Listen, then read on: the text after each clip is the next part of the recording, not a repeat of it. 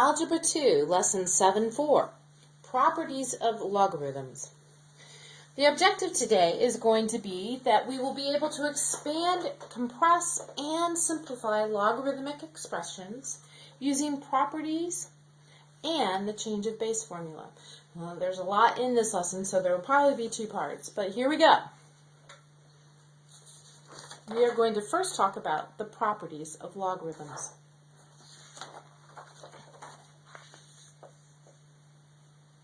So, if you think about it, logarithms are the inverse of exponential properties. So it kind of makes sense that our logarithmic properties should be kind of related to exponent properties. Now notice, as I did this, I went ahead and put our little reference here just so that we remember how they are related. If I have x equals b to the y, the log base b of x equals y. And I want to just remind you that it's always a good idea to just jot that down first thing whenever you talk about log so that you keep straight that relationship. Okay, so here are some exponent properties that I'm hoping that you recognize that we've been working with all along. We have, when you have the product of two exponents with the same base, you can just add the exponents. Similarly, when you have the log of the product of two numbers, m and n, you can just add those logs.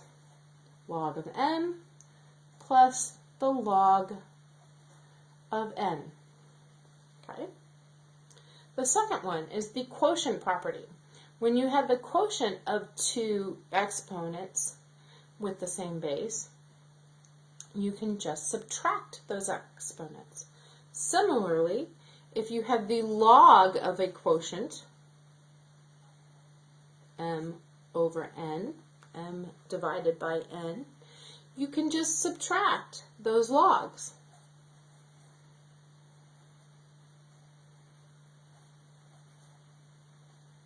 Like that, okay? And the last one is kind of a reach to actually see the relationship, but it's kind of there. When I have an exponent raised to an exponent, I multiply the exponents.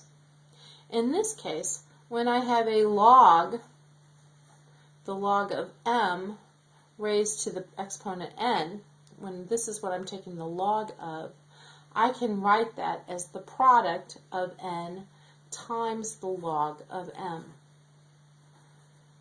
These, and notice that I'm really talking about common logs. I could go back and put my little bases in, and that would be fine. Remember, they all would have to have the same base. So it really doesn't matter what the base is. But it is important to know these three properties. And in fact, I would almost put these three properties along with our little reference there and make a kind of little, I'm not going to call it a cheat sheet, really, but I make it just a little sheet of paper that I have when I'm working with it. And notice, as I have on here, that this can go both ways. If I have a product, I can make it into the sum. If I have the sum, I can change it back to the product, and so forth.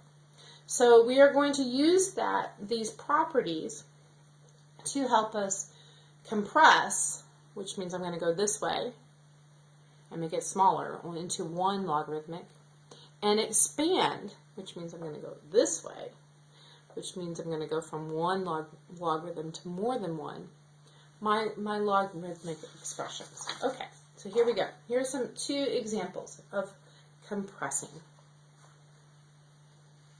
We're going to write as a single logarithm or compress. So I'm going to get my little sheet that's going to help me with my properties where I've got them listed. And notice that I have a sum of two properties here. So I can do this. What that says is if I have a sum, I can write it as the product. So I'm going to do that. I'm going to write, let me get a different color, log base 4 of 5x times 3x. So that's how I used my property. I just took these and multiplied them together. Now, I can actually multiply them together, so I really should complete the simplification. I have log base 4 of 15x squared. Now, I can't use this property here with the exponent in here because that squaring only goes for the x here. It does not go for the 15. So I cannot use that property. But if it were 15 in parentheses x, 15x in parentheses squared, then I could put that in front. Okay, so this is my answer for this one, this first one. Now I'm going to look at my second example. I'll move that down here so you can kind of keep an eye on it. Now I have 2 log base 4 of 6 minus log base 4 of 9. This is one where I'm going to go ahead and use, I'm going to use this last, my exponent property of logs down here, because I have a number multiplied by it. And until I get it just the log, I cannot do the little quotient thing. So I'm going to go ahead and say that means that's log base 4 of 6 squared minus log of 4 base 4 of 9. Now, we all know that 6 squared is 36, so I'm going to go ahead and do that. Log base 4 9. Okay.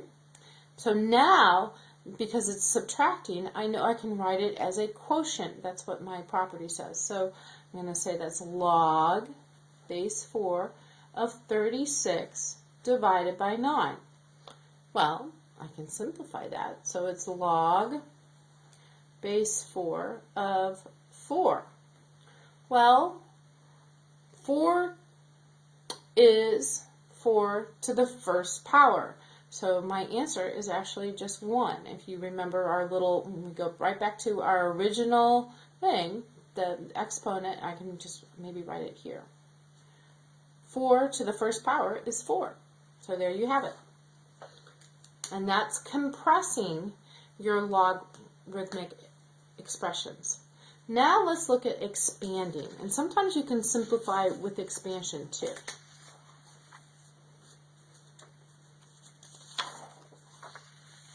Here we go.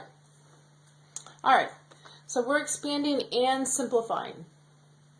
And we have log base 3 of 9x to the 5th. And once again, I'm going to use my little sheet with my properties on it. And what I see is first I have a product of 9 and x to the 5th. And then I have the exponent of x to the 5th. So I'm going to do both things. So first thing I'm going to do is I'm going to break it into a sum. So here we've got log base 3 of 9 plus log base 3 of x to the 5th. Well, log base 3 of 9, first off, I'm going to look at this one and say, well, what 9 is 3 to the second power. So log base 3 of 9 is just 2. And this one has this exponent here, so I can take the exponent using the exponent property and put it in the front and say plus 5 times log base 3 of x. Can't do anything else with that. So this is my simplified version, and expanded and simplified, I should say, version of log base 3, 9x to the 5th. Okay, now let's look at the second one. I'm going to put my little helping sheet there. Okay, now we have log base 2 of 4x over y. Log base 2 of 4x over y. So this time we have a quotient, which means we are going to look at the quotient property where we end up subtracting. So I have log, and we have a product, but I'm going to do that first. Log base 2 of 4x minus log base 2 of y. Okay. Well, as it is, I can't do anything with that, except that this is a product here, so I can expand it even more into log base 2 of 4 plus log base 2 of x minus log base 2 of y. Okay? Now I'm pretty much done, except that I know that 2 to the second power is 4. So I can take this particular part and say that is just 2, plus log base 2 of x minus log base 2 of y. And that is my final answer for this one. So here are my final answers. Okay. I'm hoping that you understand this, and we're going to continue with part 2.